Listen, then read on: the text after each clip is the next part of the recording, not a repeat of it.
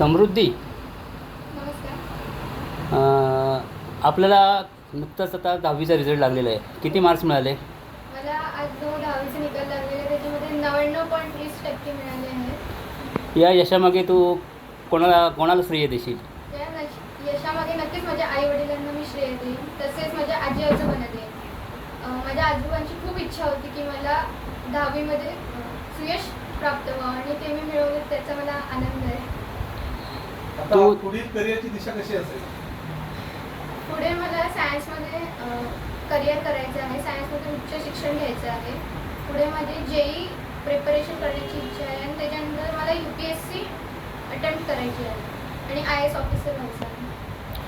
तू परीक्षेला सामोरे जाताना किंवा तत्पूर्वी कशी अभ्यासाची पद्धत कशी होती? सुरुवातीला मी वाचनावर भर दिला होता आणि गणित सोडवण्यावर भर दिला होता. त्याच्यानंतर जसे जसे परीक्षा जवळजवळ येऊ लागली तशी मी माझ्या रुटीनमध्ये चेंज केलं. आपल्याकडे जनरली असं असतं की सकाळी लवकर उठूनच अभ्यास केला पाहिजे किंवा रात्री जागूनच अभ्यास केला पाहिजे. तर मी तसं काही केलं नाही. म्हणजे मी प्रयत्न केला सकाळी लवकर उठण्याचा, पण ते शक्य झाले नाही. त्यामुळे मी माझ्या दैनंदिन रुटीनमध्ये अभ्यासाची सुरुवात केली.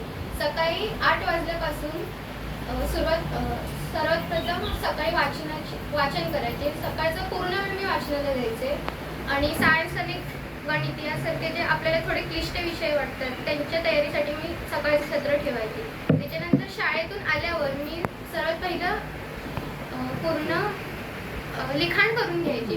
रात्री 2 वाजेपर्यंत माझं पूर्ण लिखाण व्हायचं आणि त्याच्यानंतर झोपून मी सकाळी 7:30 वाजता उठून पुढच्या तयारीला लागायचे.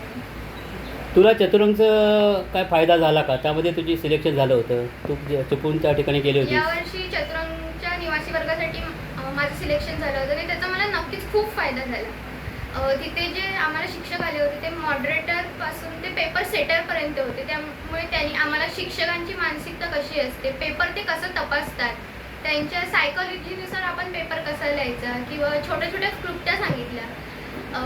गणितसाठी तर मराठी सरांनी आम्हाला खूपच मदत केली. ते आमचा निवासी वर्ग संपला तरी आम्हाला रोज व्हॉट्सअपवर एक गणित पाठवायचं आणि ते आम्ही सोडवायचो.